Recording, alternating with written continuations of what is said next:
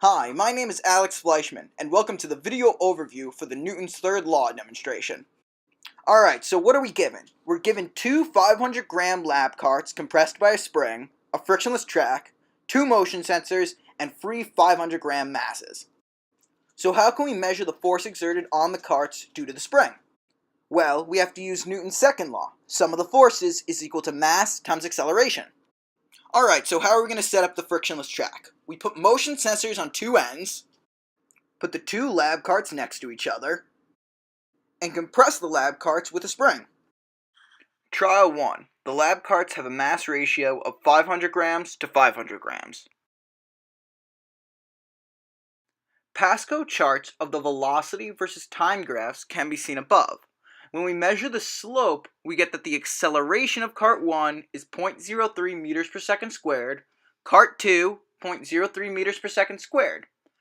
Now when we apply Newton's second law, sum of the forces equals ma, we get that the force on cart 1 is 0.015 newtons, and the force on cart 2 is 0.015 newtons. Trial 2. The lab carts have a mass ratio of 1,000 grams to 500 grams.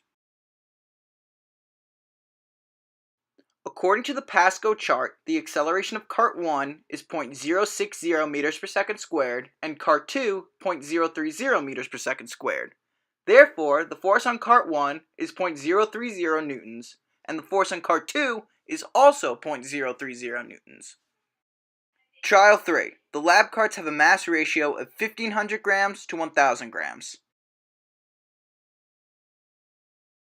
And lastly, according to the Pasco charts, we get that the acceleration of cart 1 is 0.051 meters per second squared, and the acceleration of cart 2 is 0.034 meters per second squared.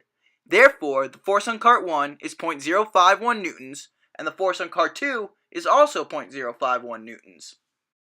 Alright, let's go through some data analysis. What is the relationship between the force exerted on cart 1 versus the force exerted on cart 2 due to the compressed spring?